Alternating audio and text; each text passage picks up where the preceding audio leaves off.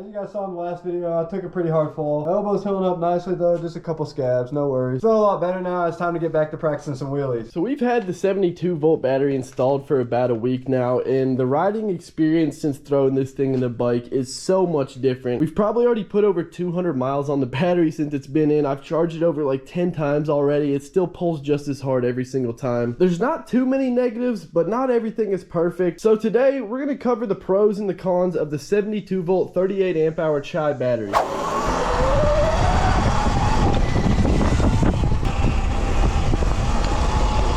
We're on our daily cruise down the driveway. Ethan still only has one brake, so we just gotta slow down a bit. Ripping it.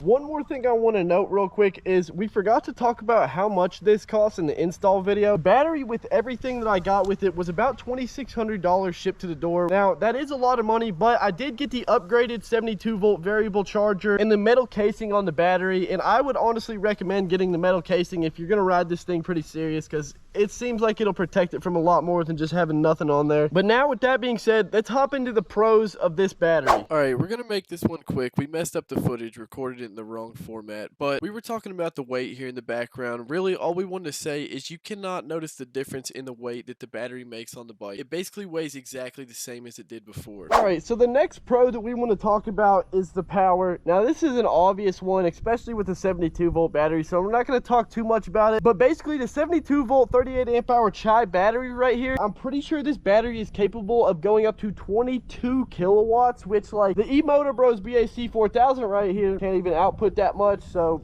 might have to get a new controller in the future. How fast it makes the bike with this battery, it's actually unbelievable, man. Like, and once you ride one of these bikes with a 72 volt battery or a high discharge 60 volt battery in it, you won't want to go back to stock.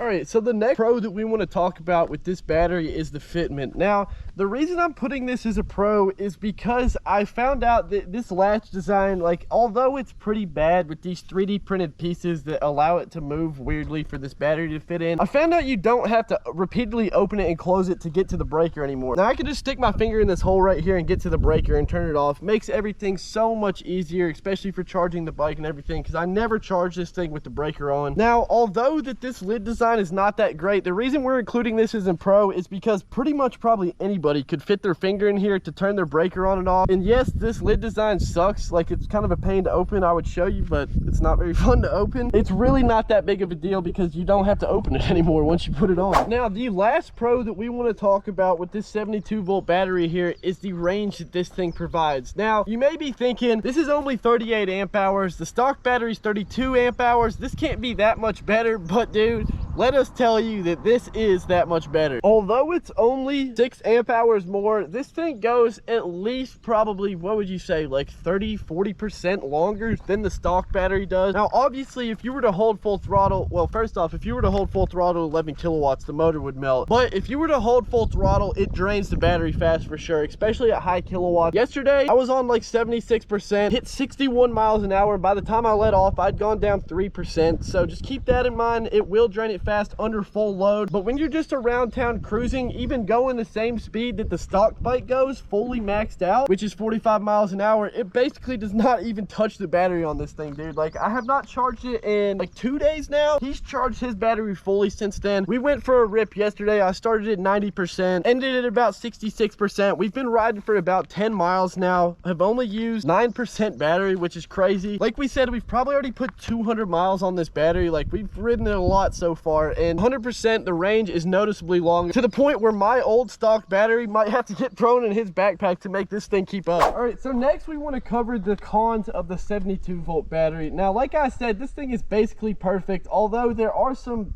inconveniences with it, to say the least, and we're going to go ahead and talk about that now. So the first con of having a 72 volt battery or even a 60 volt high discharge battery is you have to watch how hot the motor gets. Now, once you're running, say, really anywhere above 5,000 kilowatts, you got to start watching how hot the motor gets, especially when you're doing full throttle runs, and especially on hot days like today. It's like 90 something degrees outside today. It's super humid. It's not fun out, but it feels good ripping on the bike. But the engine of the bike probably does not feel feel good us ripping on it on days like today. So like we've mentioned before, the motor magnets can start to melt at like 180 degrees Fahrenheit. That's when it's pretty much GG. You don't really want to get over 75 degrees Celsius, because if you do, you will more than likely destroy your motor, and then there's not too many aftermarket options right now to get.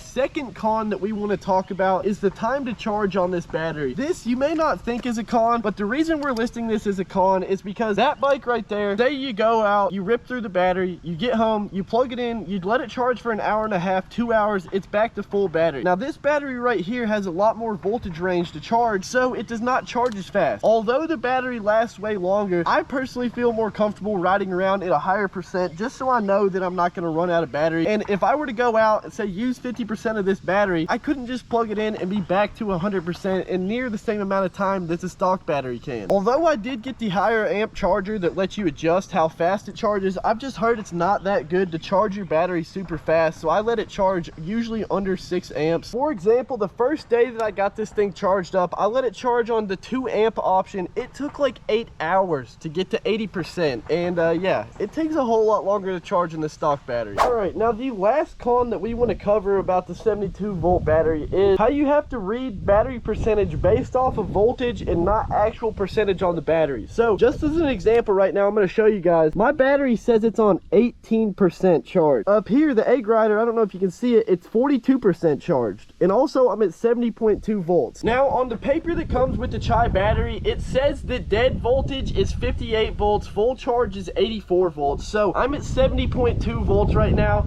I set my dead battery voltage to 61 volts just because I don't want to drain this thing entirely. So I put it a few volts above what Chai says, but I still have 9 volts to go. Egg Rider says I'm on 42%, but the battery says I'm on 18%. And if I were to go full throttle right now, it would probably drop it down while I'm giving it gas to like 4% or something. So the reason we're putting this as a con is because if you were to say go with the KO controller and stuff like that, keep the stock display like Dakota has on his bike right there.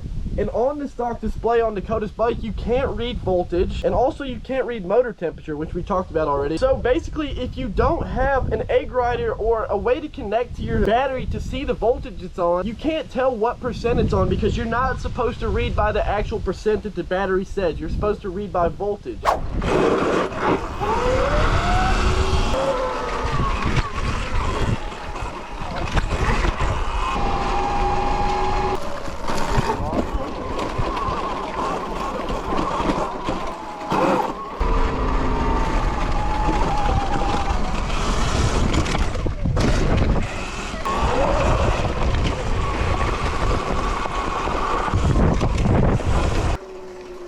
So we made it back home. Now to answer the question, is the 72-volt battery for the Sur Ron X worth it? I personally think it's worth it. Dakota? Yeah, I think it's definitely worth it too. If you guys want to pick one up, we'll make sure to leave a link down below. We got some pretty cool stuff planned for the mini Supermoto wheels. If you want to see them get installed, click right here. Again, thanks for all the love and support. Peace out. We'll see you in the next one.